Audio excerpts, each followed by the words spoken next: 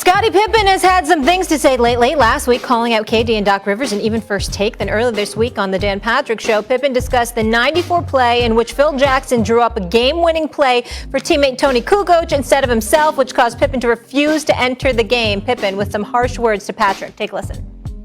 So have you talked to Phil about this? Because by saying a racial move, then you're calling Phil a racist. I don't got a problem with that. Do you think Phil was or is? Oh, yeah. Stephen A., what's your reaction to Pippen's comments? I respect Scottie, six-time champion, all-time great player. I think this is one of the stupidest, most idiotic things he's ever said or done. And you know, the way he looked in that interview, let me just say staying off the weed wouldn't be strong enough. And I'll leave it at that. If you go back, Scottie's got to recognize the fact that in this day and age, we have the tapes. We have the information. The game after that whole incident took place where Scottie Pippen refused to enter the game because Phil Jackson had drawn up a play for Tony Kukoc instead of Scottie Pippen back in the 90s, 1994, whenever it was. The day after, the next game rather, I believe the Chicago Bulls had won the game.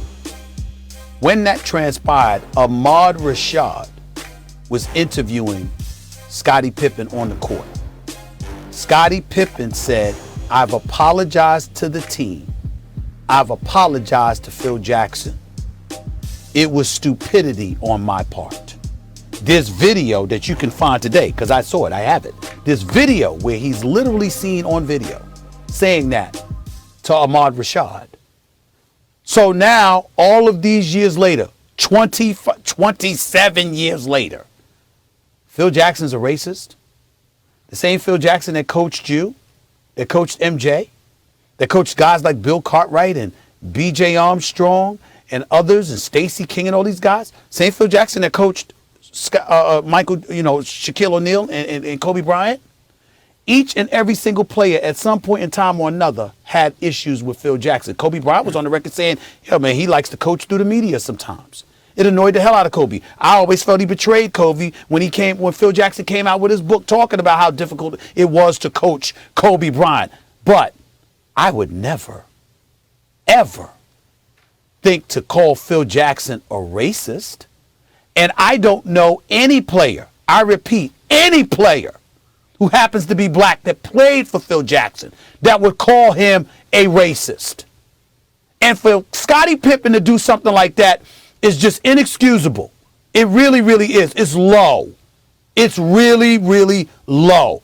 27 years later, if the man was a racist, why are we just hearing this from you after all these years? Why now? I have a theory on that, Stephen A. Okay. You know, give me this theory. This business that we're in, people can say part of that is selling hot takes. What's a hot take? A hot take is you thought about something, you come to a counterintuitive conclusion, you're like, I don't care if everyone else doesn't agree, I'm going to say it, right? That's a hot take. But Does it involve you believing it, Max? Does it involve, do you believe it? You believe it. You believe it, but you know it's hot because people, if you had to think about it for a while to say, actually, I think this is not what everyone thinks. That's different than a shock jock. Remember back in the day, growing up in New York, you had shock jocks on the radio. You knew they were intentionally saying stuff to shock people because that's how they sold advertising, right? You ask, why is Scottie Pippen saying this now? Stephen A., the only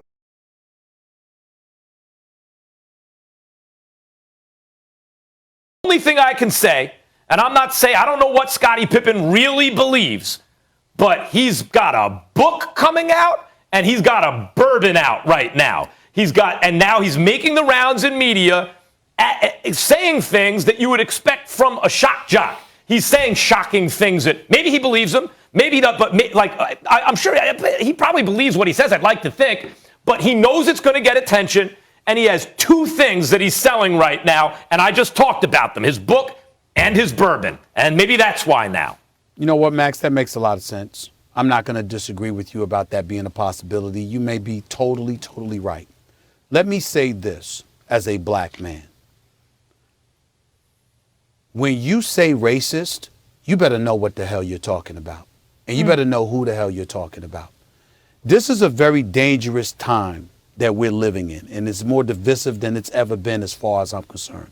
Max, I can sit up there and talk about, okay, this is a racist act, or this resembles racist behavior. Notice how there's a dichotomy that exists. There's a line that's drawn in the sand before I character assassinate a person by calling them racist. Just because you white and you happen to disagree with me or make me unhappy or we don't vibe in terms of our thinking does not make you a racist. And as a black man, I think it's incredibly important that I say that.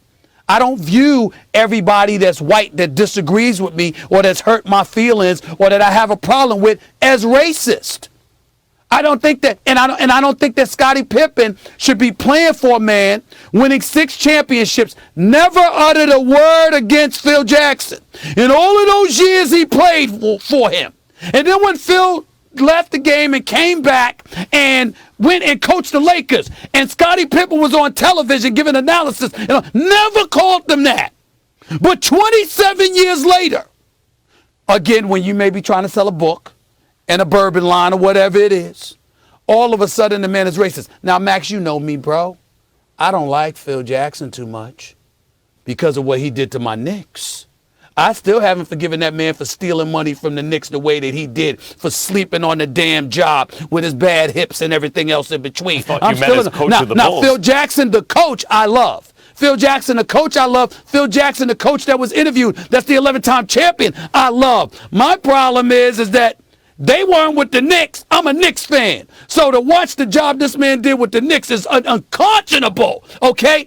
And I have to sit up here and get away from my vitriol towards this man because of the job that he did for the Knicks, to come front and center and remember that I am a black man and a human being, and I'm looking at a white individual in Phil Jackson who has a history with the Knicks and had a lot of friends there, black and white, has friends throughout the league, black and white, and a lot of people think he's an a-hole. This is what they say about him too. You have friends and you have enemies.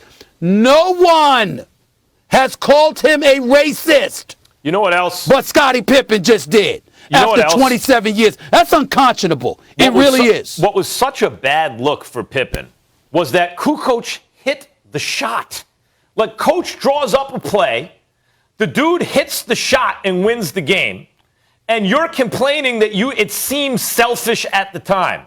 And in retrospect, when he's talking about it still and blame it, it's like Stephen A. back in the day when the Celtics would be accused of the same thing because Bird and McHale were Bird and McHale are the 2 of the 5 best players. Bird was the best player in basketball. McHale was a top 5-6 player. Mm-hmm. Like, that has nothing to do with race. That has to do with the fact that they're great, great players. So Phil drawing up the play for the better shooter who then hits the shot to win. Right. It's a bad look to criticize him for that. It's a bad look. Yeah, what you got to remember, he sat down before the play was executed. So he didn't know. He probably regretted as soon as Kukoc hit the shot because he knew he had no leg to stand on. But he sat down before. But you saw the person in his ear while he was sitting there talking to him. That was Bill Cartwright, former Knick, former Chicago Bull, champion, former head coach, and whatever. And he's always had a voice issue. You know that, Max. His voice was really compromised, stuff like that.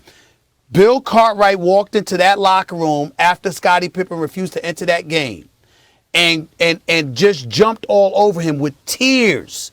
Tears. He was very emotional, calling Scottie Pippen to the carpet. You let us down. He didn't use the word betrayal to my memory, but he basically highlighted you let us down. Mm-hmm. You weren't there for us. You sold us out. You gave up on the team, which had a lot to do with why Scottie Pippen ended up apologizing. And this is what I know. This is what I know about the Armstrongs, the Bill Cartwrights of the world, the Stacey Kings of the world, the Michael Jordans of the world, and others. I do know this. If Phil Jackson was a racist, we would have heard about that a hell of a lot sooner than 27 years later after that play for Tony Kukoc. Scottie Pippen doing what he just did, and I respect the hell out of Scottie Pippen. It hurts me to say that. But that is one of the most ridiculous and incredibly unfair allegations to throw at a former coach.